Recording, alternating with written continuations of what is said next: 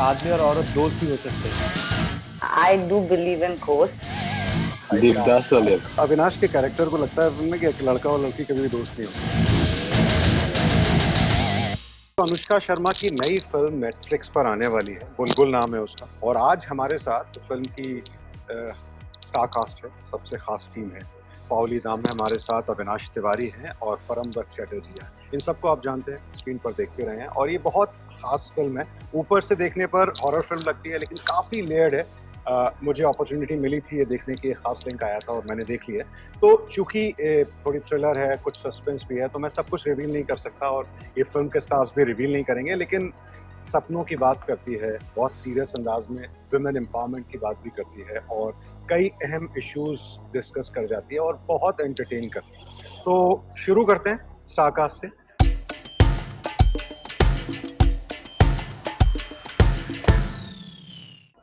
अविनाश मुझे दिखाई दे रहे हैं स्क्रीन पर। अविनाश एकदम देवदास वाले अंदाज का, देवदास वाले है ना, वैसा ही आप वैसे ही नजर आते हैं। एक गन लिए जो सीन है वो मेरा बड़ा फेवरेट सीन है आपका। तो when it was offered to you, what was the first reaction? That the subject of the film, it was very intriguing the way they have captured Bengal. वो आम हिंदी फिल्मों में देखने को नहीं मिलता, वो खासियत है। तो मैं आप सबसे मेरा सवाल है कि जो जिस तरह नैरेट की गई थी उसमें आपको सबसे खास बात क्या लगी जो ये फिल्म आपने साइन की? मैं अपनी बात कर सकता हूँ। मैंने जब ये स्क्रिप्ट पढ़ी, पहले तो I had to test for it. मैंने इसके लिए ऑडिशन दिया, I tested for it, and जब मेरा इसके लिए चुनाव हुआ तो मुझे स्क्रिप्ट मिली। मैंने स्क्रिप्ट पढ़ी, मुझे कहानी और पटकथा बहुत अच्छी लगी। मैंने अनीता से उसके बाद इस बारे में डिस्कस किया। मुझे खासकर इस फिल्म की खासियत ये थी कि मैं इसे किसी एक जॉनर में सेट नहीं कर पा रहा था। मैं बता नहीं पा रहा था कि फिल्म है क्या, और ये मेरे लिए बहुत ही ज़्यादा एक्साइटिंग था उस वक्त ये समझना। और मैं अनीता से बहुत डिस्कस करा था कि इसे हम कैसे, what do you think of this film, and she said why don't you try and figure it out. और मेरे लिए फिर मैंने बहुत सोचा, तो मैंने इसे fantasy, period, family drama, thriller, hint of horror, love story, इन सारी चीज़ों का एक मिश्रण था जो मुझे बहुत ही इंटरेस्टिंग लगा। जब शुरू की मैंने फिल्म देखना, तो मुझे लगा कि आपका तो बड़ा विलेनिश नेगेटिव टाइप का रोल है, और जैसे जैसे फिल्म आगे बढ़ती गई आई रियलाइज के ये तो सीधा सीधा कह रही है कि ऑल वुमेन आर विक्टिम्स, है ना, जिसमें आप भी एक हैं। It was kind of sympathetic towards your role by the end of it. बहुत बहुत इंटरेस्टिंग था। लेकिन वो चूंकि आपको मुझे लगता है वो मेकअप है या आपने वाकई शेव तो नहीं किया होगा, लेकिन वो लुक सुनकर आपको अजीब नहीं लगा कि मतलब कितनी ग्लैमरस हैं आप, और वो उस लुक में आपको आधी फिल्म में दिखना पड़ रहा है? I don't know whether I'm supposed to reveal all these things, but these are things I'm very happy that you're pointing it out. I'm really happy about it. But that was the interesting point of that what interested me, intrigued me in also signing the film. You know, like ऐसे किरदार मैंने पहले कभी किया ही नहीं. I've almost mostly played strong, independent, fearless, fighting, that माने fighting spirit, fighter spirit जैसे किरदारें ज़्यादा किया मैंने. So this was the first time I was attempting a victim. You know, when I first read the script, of course, like एक point तो था, मैं बचपन से मुझे वो folk tale, folklore, फिर fairy tales, ये सब बहुत पसंद थे. तो first time I was getting an opportunity to do a film which was a period piece and which was based on a folklore. So, but film just was not talking about that. It was talking about also a lot of issues that was there in the late 19th century and how women were victimized. So I felt for the first time like ये जो लड़की है विनोदिनी, इसको मैं कैसे approach करूँ? Because after the first read I thought ये इतनी मीन क्यों है? मैं ऐसे कैरेक्टर में कैसे प्ले करूँ ये? I don't know. It was not coming from within. So I told Anvita, how do you want me to approach it? Do you think she is actually that? परम, doctor साहब जी बोलिए। बहुत मजेदार है, और मुझे लास्ट तक लगता रहा कि आप ही निकलेंगे जो भी गड़बड़ करने वाले। इससे ज्यादा कुछ नहीं बताते लोगों को। हैं नहीं ये इसमें ज्यादा कुछ भी नहीं बता रहा हूँ। नहीं, सोचने दीजिए लोगों को कि लोगों को सोचने देते हैं। अभी तो ट्रेलर भी नहीं आया। नहीं, डॉक्टर साहब ही निकलेंगे, निकलते हैं कि नहीं ये मैं नहीं बता रहा हूँ। जी जी बिल्कुल। तो कौन सा आपके हिसाब से कौन सा जॉनर है इस फिल्म को, किस किस जॉनर में रखना चाहिए? क्योंकि अभी लोग कुछ नहीं जानते हैं सिवाय इसके कि एक पोस्टर आया है जिसमें एक छोटी सी बच्ची है और उसके पैर उल्टे हैं। अब मैंने आपके ऊपर रख दिया, आप जितना रिवील करना चाहते हैं कर दीजिए। जी शुक्रिया।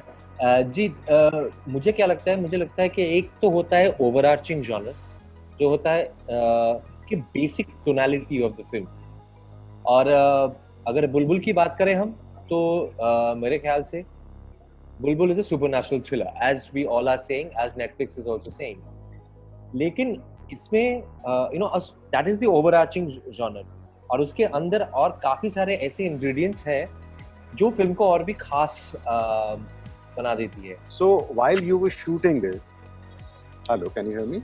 I can. Yeah, we can. What was your takeaway with the film when you were shooting the movie? Take away from the film while shooting it. Yeah.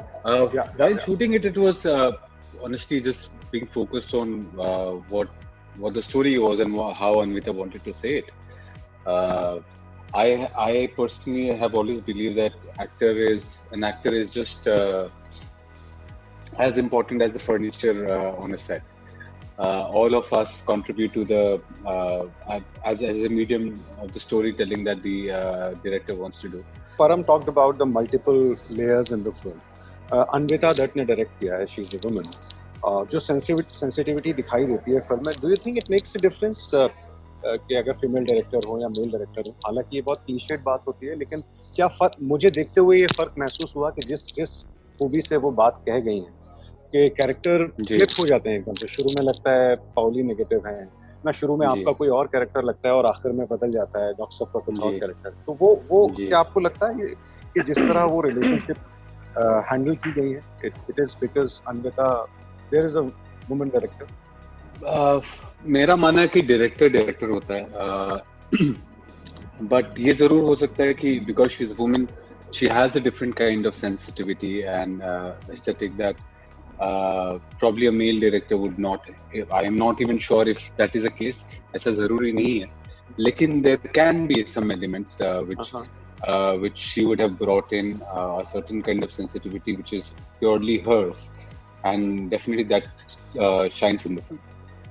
तो ये लैला मजनू से तो ये बिल्कुल ही अलग तरह का विजुअली भी और कैरेक्टरग्राफ में भी बिल्कुल अलग रोल है। जी उम्मीद करता हूँ ऐसे रोज मिलते रहें, कुछ करने में भी मजा आए और शायद ऑडियंस को भी देखने में मजा आए। हाँ, मैं तो ऑडियंस की बात कर सकता हूँ, हमें तो मजा आ ही रहा है फिल्म देखने में, और मुझे लगता है आपको एक बार हम फिर जरूर बात करें जब भी ये फिल्म देख लें दर्शक, उसके बाद ये सब रिवील वाला चक्कर ना हो। अभी तो मैं पूछते हुए डर रहा हूँ थोड़ा सा, और आप जवाब भी है ना बहुत कंट्रोल में सारे लोग दे रहे हैं, बहुत है ना तो सोच समझ कुछ रिवील ना हो जाए। पावली ये बताइए, ये सुपर नेचुरल है तो इससे ज्यादा रिवील नहीं करूंगा। सुपर नेचुरल तो हम चूंकि प्रिंट मीडिया में भी हमने कह ही दिया है, तो ये यकीन है आपको ये भूत चुड़ैल वुड़ैल टाइप की चीजें होती हैं दुनिया में? You asking me personally? Yeah, I'm asking you personally. Yeah, I do believe in ghosts and I am scared also, literally, just like Vinodini. Param, since the role of the doctor, तो यहाँ पर fairy tale होती है भूतों की, चुड़ैलों की बंगाल में, and this has also been adapted from a fairy tale, but it's a very nice twist. Param, I'm asking you, it's a very nice twist because you are a doctor and they have provided this twist के सीढ़ियों से गिरना विरना किसी का, and then वो जो है ना वो पैर वैर का जो पूरा डिटेल है जितना हम रिवील कर सकते हैं, बट वो बहुत ही अच्छा है, and it makes it so modern कि ये जो होता रहा है पुराने ज़माने में 100 साल 200 साल पहले वो अब भी जारी है औरतों के साथ। आपको लगता है ये ट्विस्ट बहुत कमाल का है? जी, ये एक्चुअली 19th सेंचुरी बंगाल का एक खासियत है कि जहाँ पे एक तौर पे मतलब एक साइड पे जिसको हम रेनेसेंस कहते हैं, रेनेसां या रेनेसेंस कहते हैं, वो चल रहा था शहर में या शहर से जुड़ा हुआ क्षेत्रों में। there was a whole enlightenment process going on, modernization, especially it started from Bengal. We had Rabindranath Tagore, we had Vidyasagar ji, Raja Ram Mohan Roy. That's all of these stalwarts. They were present in the 19th century, and women were being, women started receiving education. All the earlier ideas were being rejected. Everything, all of that was happening on one side. At the same time, ग्रामीण क्षेत्रों में बंगाल में भी तब भी simultaneously वही पुराने जो सोच है उसी का मतलब that was still predominant there. So I think Sudeep, for me, Dr. Sudeep, he comes into this piece as a representative, as a symbol of that renaissance which was going on. So he brings this. He's this waft of light in this. He's this guy who is very simply dressed, who is not as ornamental or not as fancily dressed as the others. He is the man on a mission. He's the activist, actually. But he is that sort of an activist who also realizes that, although he's a man of science, ऐसे कई कुछ चीजें हो सकती है दुनिया में जो कि शायद साइंस के रीच से बाहर हो, इसकी समझ भी उनको है. No, he doesn't want to completely disregard the existence of something beyond science.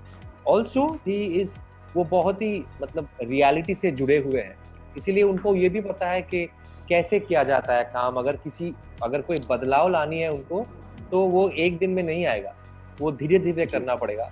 तो जो the problems, he's very aware of them, but he wants to slowly work towards it. And he's a man who believes in, like a true Bengali Renaissance man, he believes that एक आदमी और औरत दोस्त भी हो सकते हैं.